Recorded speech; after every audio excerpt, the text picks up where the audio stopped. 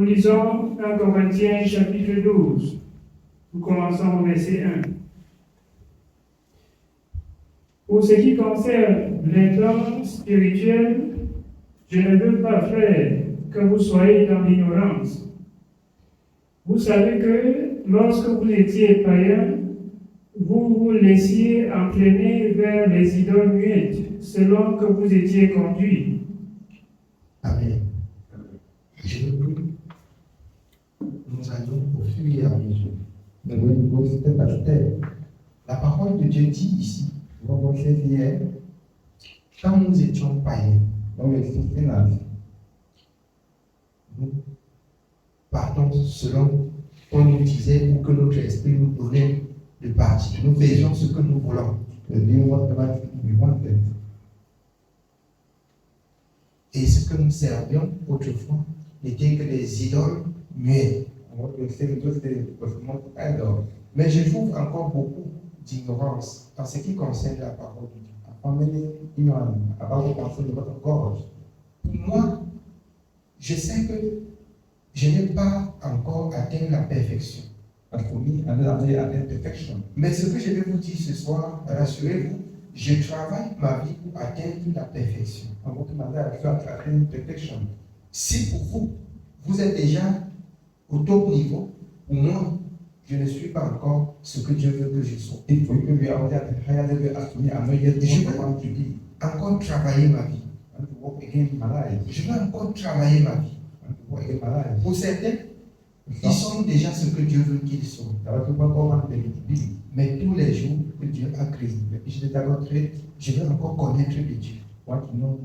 Ce que je veux connaître, mieux le servir, pour mieux le rendre culte, pour mieux le rendre ministère, pour mieux faire sa volonté, selon que mes prédécesseurs l'ont aussi fait. Amen. Je voudrais mieux servir Dieu. Autrefois, je marchais comme je voulais. Même après avoir connu les voies de la vérité, par moments, je faisais ce que j'entendais, croyant rendre culte à Dieu, croyant que l'Esprit m'a parlé. Et je voudrais croire que si vous ne comprenez pas que c'est le partage de tous, parce que c'est en tâtonnant dans Acte 17, 27 qu'on arrive, qu'on parvient à ce qui est parfait dans la parole de Dieu. Mais si dans le tâtonnement, ou si dans un état d'ignorance, vous croyez que vous avez déjà reçu, ou que vous êtes déjà parfaitement ce que Dieu veut, c'est que vous allez connaître beaucoup de difficultés. Je dis encore beaucoup de difficultés. Parce que Dieu, en effet, n'a pas visité ceux qui se portaient bien, mais les malades. Mais si à tout moment, tu trouves que tu as eu seulement un peu de guérison et que tu veux avoir la guérison totale, Dieu va te donner à guérir ton âme totalement. Nous le connaissons en partie. Nous le connaissons en partie. Je crois que nous devions avoir besoin de le connaître dans sa plénitude. Amen. Oui, bien aimé, on continue la lecture. Nous continuons au verset 3. C'est pourquoi je vous déclare que nul, s'il parle par l'Esprit de Dieu, ne dit Jésus est anathème, et que nul ne peut dire Jésus est le Seigneur si ce n'est par le Saint-Esprit. Il y a diversité de dons, mais le même Esprit, diversité de ministères, mais le même Seigneur, diversité d'opérations, mais le même Dieu qui opère tout en tous. Or, à chacun, la manifestation de l'Esprit est donnée pour l'utilité commune. En effet, à l'un est donnée par l'Esprit une parole de sagesse, à un autre une parole de connaissance, selon le même Esprit, à un autre la foi, par le même esprit. À un autre, le don de guérison par le même esprit. Amen. On va aller au fur et à mesure. Je voudrais encore ce soir rappeler aux enfants de Dieu que chacun va connaître ce qu'il a reçu de Dieu. Il faut que chacun connaisse ce qu'il a reçu de Dieu. Et si on n'a pas encore reçu, c'est le temps pour nous de chercher à recevoir. Mais on ne reçoit pas dans le désordre et dans le péché. On ne reçoit pas dans l'ignorance et dans l'incrédulité. On reçoit dans l'humilité. L'humilité précède la gloire. Et c'est pour cela que notre bien-aimé l'apôtre Paul, dans 2 Corinthiens 3, 17, oui, bien-aimé, on lit, tout est écrit, recevoir par l'esprit, on doit lire.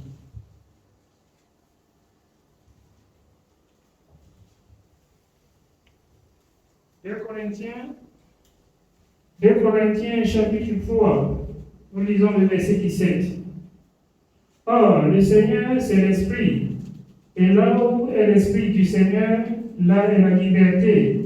Je vous exhorte ce soir que chaque enfant de Dieu se laisse conduire par le Saint-Esprit. Si du moins, conformément à la parole de Dieu, dans Romains 8, Saint-Esprit habite en nous. Or, le Seigneur, c'est l'Esprit. Il faudrait que chaque enfant de Dieu pose ses actes par la conduite de l'Esprit. Or, le Seigneur, c'est l'Esprit. Chaque personne, selon 1 Corinthiens 12, devait connaître ce qu'il a reçu de Dieu pour mettre au service des saints. Je pense que ce n'est pas la première fois que je parle, mais je trouve que je parle et ça laisse chacun faire ce qu'il veut. C'est l'affaire de, je ne sais pas, du serviteur, de quoi que ce soit, je ne sais pas. Le Seigneur, c'est l'Esprit. Et là où il y a l'Esprit du Seigneur, là est la liberté.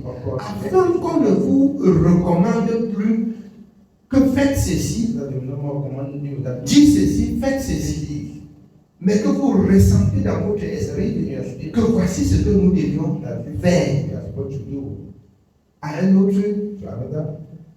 alors le don de guérison par le même esprit. À un autre, la prophétie par le même esprit. À un autre, l'interprétation des langues par le même esprit. Mais nous avons reçu, si nous avons reçu ce même esprit, elle doit incarner les dons qui entrent en fonction du ministère. Nous avons le ministère, mais il faut que les dons entrent en action. Moi, je parle. C'est vrai que par la grâce de Dieu, si l'Église devait quitter aujourd'hui, je voudrais croire qu'il doit avoir même 1 ou 2 personnes. Mais c'est insignifiant. Parce que j'éprouve souvent. Ne pensez pas que quand vous me dites ceci, vous me dites cela. Quand que ce soit le songe, que ce soit ce que quelqu'un a reçu par l'esprit, quand on me dit, je m'assois aussi, j'examine. Et je dis, nous sommes encore beaucoup faibles. Je vais vous dire encore la vérité ce soir. Nous sommes beaucoup faibles, nous sommes beaucoup limités. Nous sommes beaucoup limités. Et nous sommes beaucoup faibles.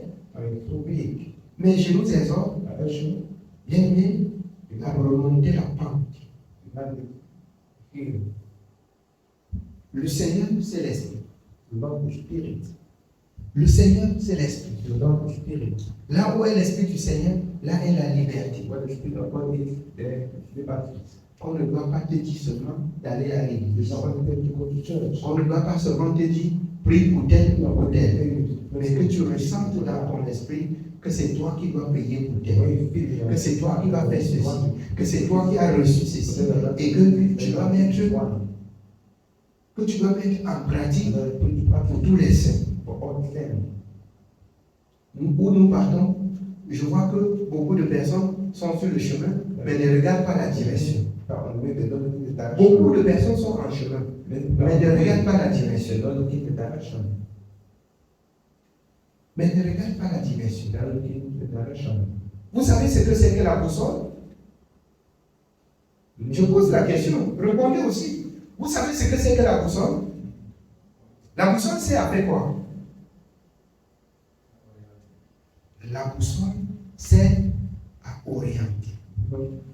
De même, le Saint-Esprit de Dieu, c'est à orienter.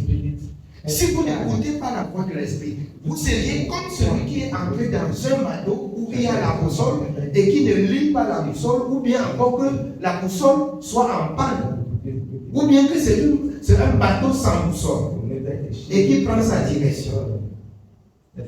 C'est vrai que vous êtes dans le bateau. C'est vrai que vous êtes au-dessus de l'eau. C'est vrai que vous ne pouvez pas vous noyer.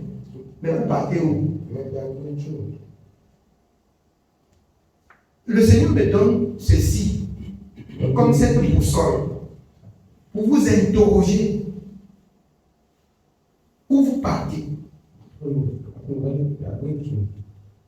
Pas de boussole ou la boussole, où il y a la boussole, et que vous ne regardez pas la boussole, pour être orienté par la boussole. Vous partez où? Ou pour certains, il n'y a pas de boussole. Pour certains, il y a la boussole et qu'on ne regarde pas. Pour certains, il y a la boussole qu'on a couverte. Vous partez où? Alors, c'est un problème grave. Que chacun, selon 2 Corinthiens 13:7, doit s'examiner soi-même pour savoir si le service de Dieu est parfait à son niveau. Si c'est parfait à son niveau. Amen. Je dis ceci parce que voici la parole de Dieu dans 1 Corinthiens 2, verset 9 et 10. Lisez pour nous.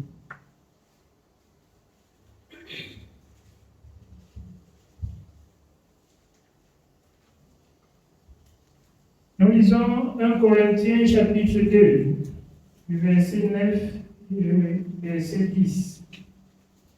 Mais comme il est écrit, ce sont des choses que l'œil n'a point vues, que l'oreille n'a point entendues, et qui ne sont point montées au cœur de l'homme.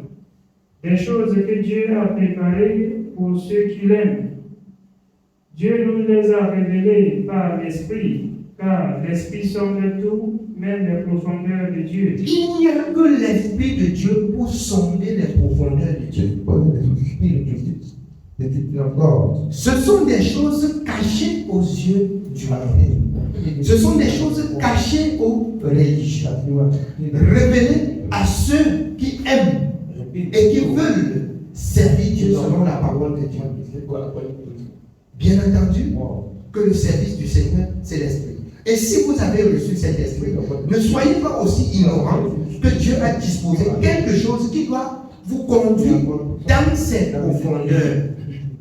C'est le Saint-Esprit. C'est le Saint-Esprit.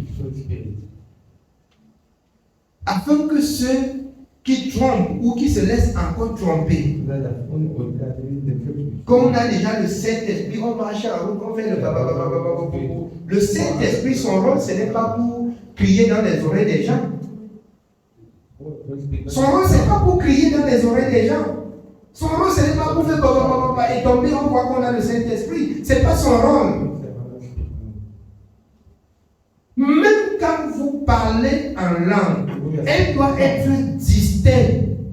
Elle doit édifier. On doit interpréter. Selon que vous avez lu dans 1 Corinthiens 12, toutes reçoivent les dons d'interprétation. Parce qu'elle édifie ceux qui écoutent.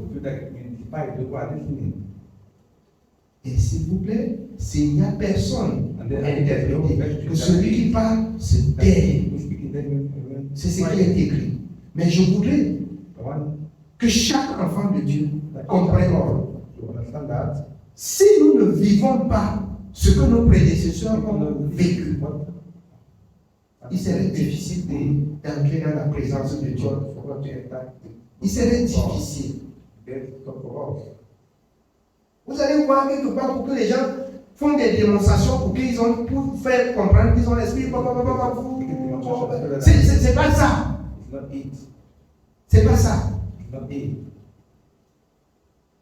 Il faut que le Saint-Esprit en toi te donne, te pousse,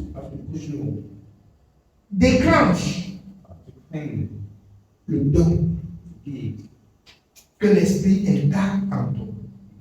Et que l'œuvre de l'Esprit en toi, on voit. Que l'œuvre de l'Esprit en toi, on voit. Voilà où nous partons. Ce n'est pas pour faire comme des religieux, sauter, crier, pour qu'on entende, pour qu'on voit qu'on est le palais à la. C'est pas ça. Je vous exhorte, c'est pas ça. Il faut que si les dons spirituels n'entrent pas encore en action, c'est qu'à un moment, à un niveau, vous vous êtes stagné à un niveau comme le lac qui ne bouge pas. Et là, l'esprit n'a pas de mouvement, n'a pas de communication avec votre âme ou avec Dieu. L'esprit, en fait, c'est Dieu. Elle n'a pas de communication avec votre intérieur. Et ainsi, ce que Dieu veut ne peut pas se faire connaître par vous. Mais si elle entre en action avec Dieu, si elle est en mouvement, elle serait comme un courant. Et ce qui se passe dans le céleste, dans le spirituel, elle coule. Elle coule. Elle te fait connaître ci, elle te fait connaître ça. Et la chose arrive. Et on voit. Mais si tu l'as reçu, il faut rester sur un endroit, sur un terrain plat. Tu l'as reçu, c'est vrai. Ça va rester jusqu'à sécher. Elle va sécher, elle va tailler. Tu vas toujours te glorifier que tu as reçu le Saint-Esprit.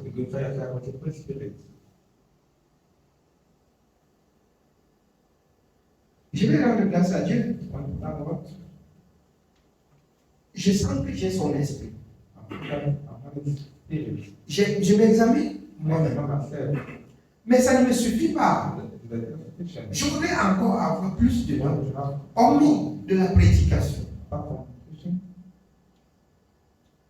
Parce que je sens, quand Dieu parle par son esprit en moi, elle ne parle pas pour rien.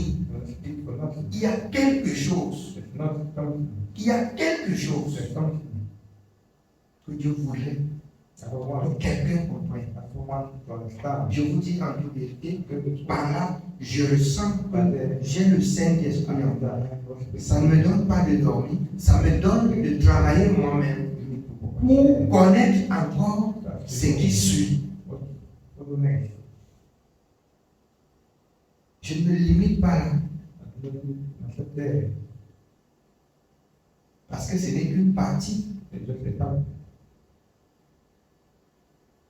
Amen.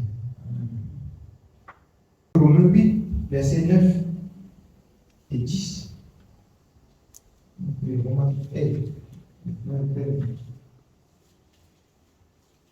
Romains 8, 9 et 10. Je voudrais que nous comprenions vraiment le rôle du Saint-Esprit et le rôle et donc de l'Esprit. Aujourd'hui, c'est elle qui se plaint. Demain, c'est l'autre qui se plaint. Après, vous voyez qu'il y a même encore de la jalousie et même des querelles. Je me pose la question à savoir où est parti le Saint-Esprit. Je me pose la question à savoir la parole de Dieu par l'apôtre Jacques, dans Jacques 3. Lequel d'entre vous est sage? Qu'il montre ses œuvres par une bonne conduite. Où est le sage? Où est celui qui connaît Dieu? Où est celui qui met en pratique ce qui est écrit? Où est celui qui a reçu de Dieu l'esprit et le don de l'esprit? Où est celui-là? C'est encore là des difficultés pour nous qui prétendons être des serviteurs, des servantes et des prédicateurs vers ceux qui ne connaissent pas. Vous allez dire qu'on ne sort pas pour prêcher. Si nous sortons pour prêcher, je vous avais dit et je vous dis encore, je crains que vous ne vous retournez contre moi dans le champ de l'évangile. Parce que je vais marcher par l'esprit. Et à un moment, quand l'esprit va me donner d'agir par l'esprit, vous allez me combattre. Vous allez me combattre. Parce qu'on n'a pas pris assez de temps de comprendre Dieu. Et c'est la même chose qui est arrivée dans vos frères qui ont pris les cailloux sur moi. Il n'y a personne qui m'a installé pasteur. C'est vrai. Si je suis pasteur, si je suis au service, je ne suis pas au service des hommes. Si l'enseignement n'est pas fondé sur la parole, vous êtes libre de vous casser. Mais si c'est fondé pas sur la parole, vous rendez compte à Dieu de ce que vous avez entendu. Vous rendez compte à Dieu. C'est la vérité. Vous rendez compte.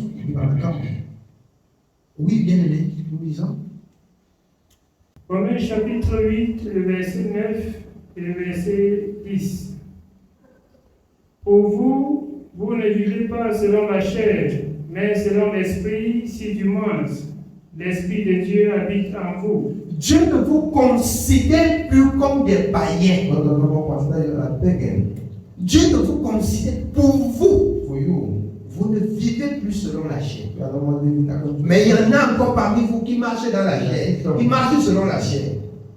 Mais pour vous, selon Dieu, il ne vous connaît plus comme des personnes qui marchent dans la chair. Selon la chair, autant pour nous. Mais pas l'esprit. Oui, bien aimé. L'esprit, si quelqu'un n'a pas l'esprit de Christ, il ne lui appartient pas.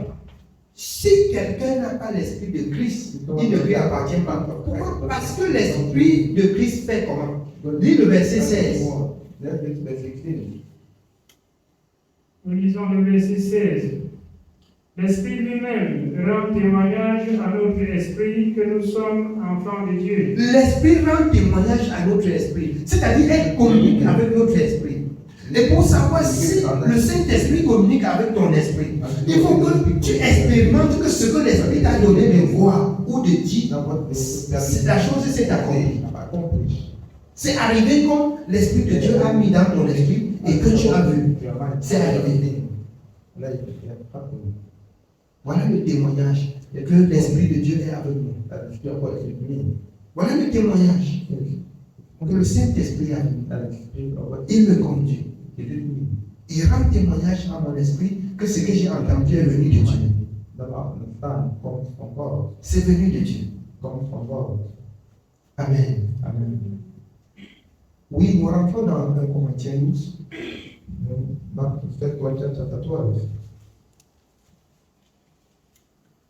Nous continuons dans 1 Corinthiens 12, au verset 10. À un autre, le don d'opérer les miracles. À un autre, le don d'opérer des miracles. À un autre, la prophétie. À un autre, le discernement des esprits. À un autre, la diversité des langues. À un autre, l'interprétation des langues. Qui s'identifie là-dedans? L'église est remplie des dons de dispute. L'église est remplie des dons de dispute, des dons de haine, ce qui est contre la parole de Dieu, des dons de murmure, des dons de mensonges, des dons de cupidité. Voilà à quoi ressemble l'église aujourd'hui. Si ce que Dieu a dit ne s'accomplit pas, c'est que, bien aimé, l'ennemi a fait accomplir sa part. Si ce que Dieu a dit s'accomplit, l'ennemi n'a pas pu faire accomplir sa part. Ou l'un ou l'autre.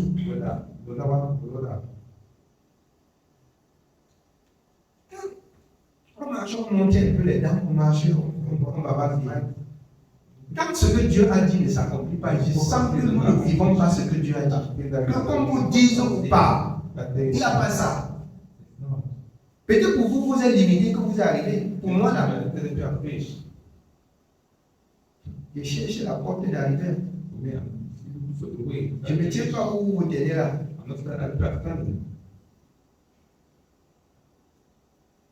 Si les choses qu'on attend qu'elles s'accomplissent, ne s'accomplissent pas, on n'est pas ce que Dieu veut qu'on soit. Vous contentez que nous ne prions pas la prière. Ici, on s'efforce pour aller mieux tous les jours. Efforcez-vous que le Saint-Esprit entre en action dans votre esprit et que vous accomplissiez à votre niveau ce que Dieu a dit. C'est ce qui est très important. C'est ce qui est très important.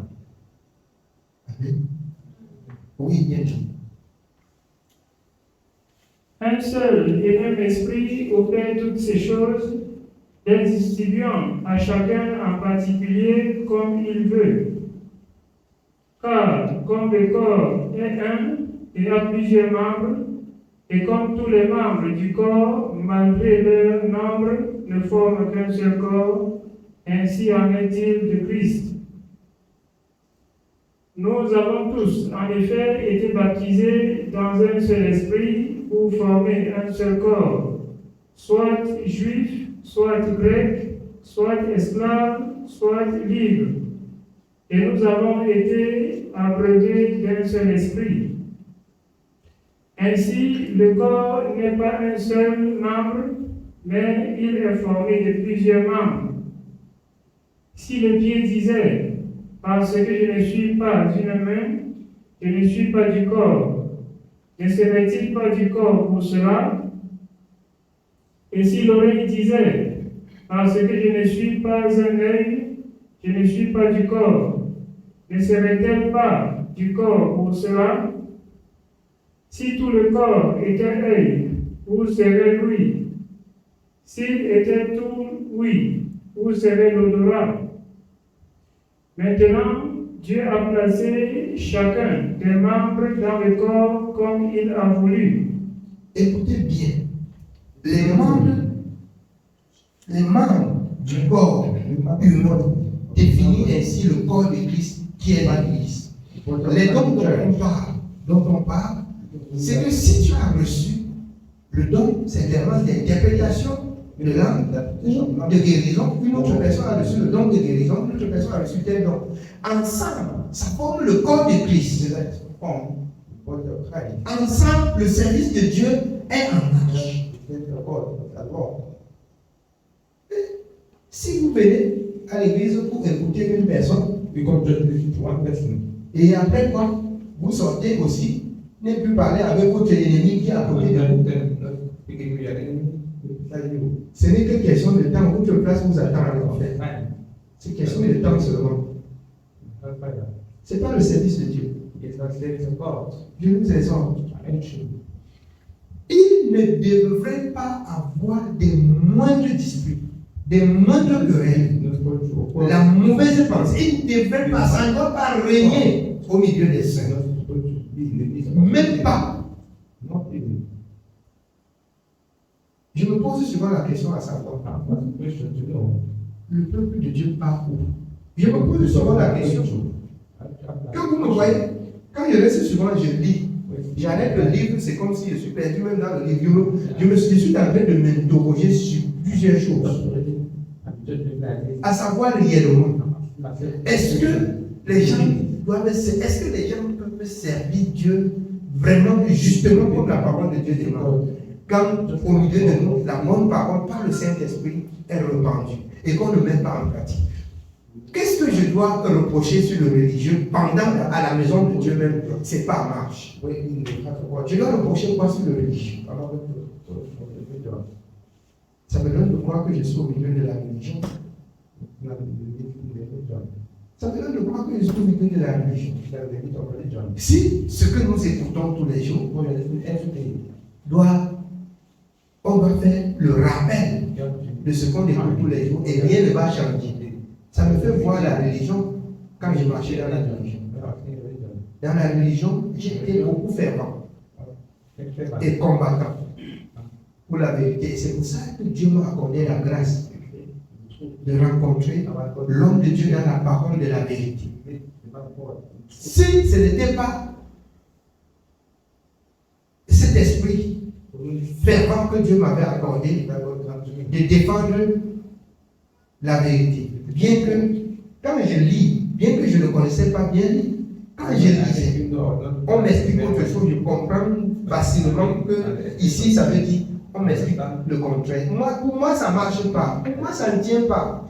Mais je m'étonne aussi que ceux qui sont là aujourd'hui et qui écoutent, bien même, qui ont la compréhension de comprendre, qui ont appris même la science du monde, c'est-à-dire, on a cette grâce-là, on a étudié et que le français même courant peut nous donner de comprendre et puis on ne le fait pas.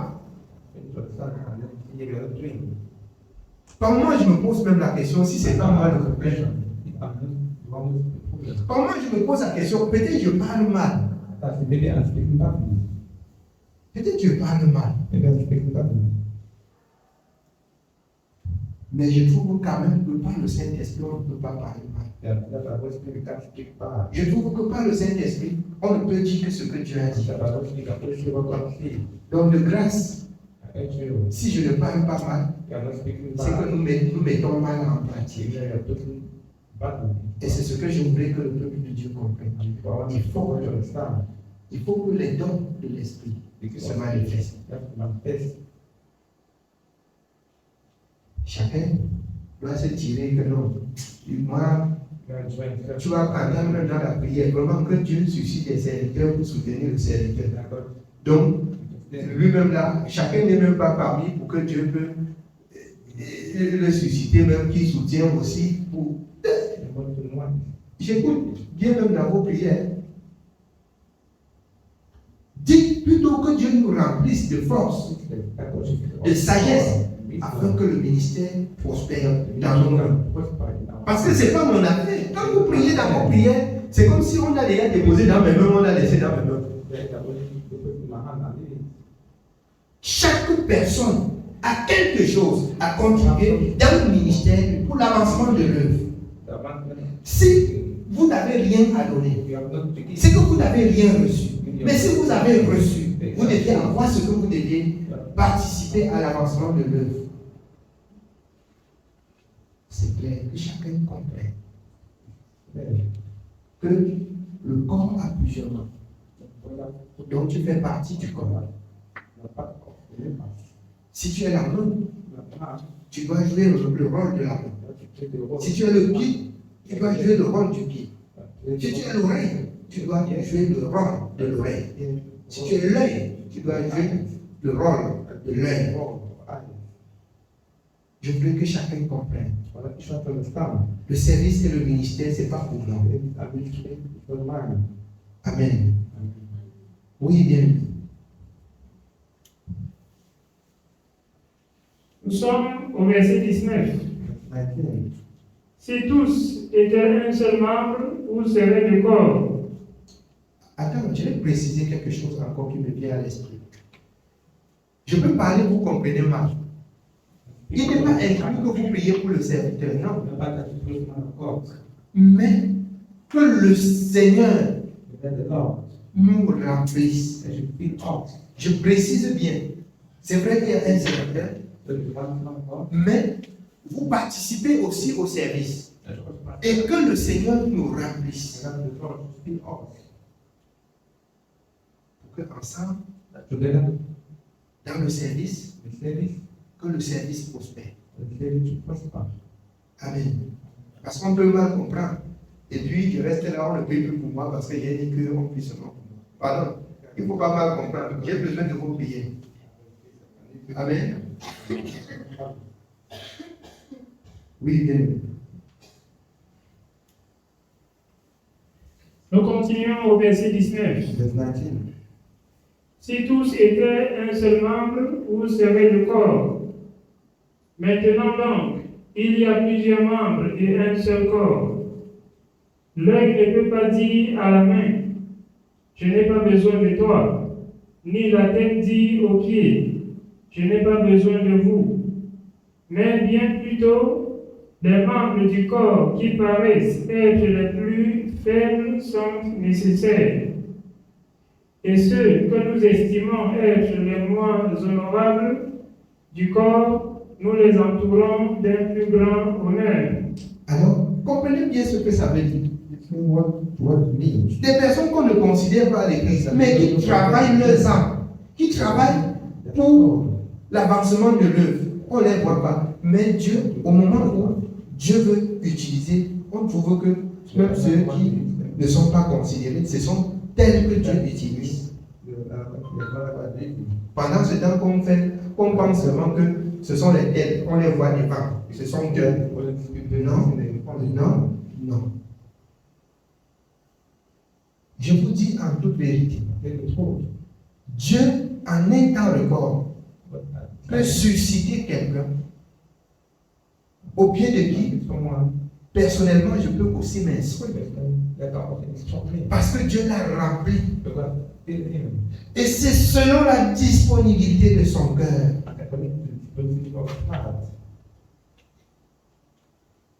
Amen. Oui, bien-aimé.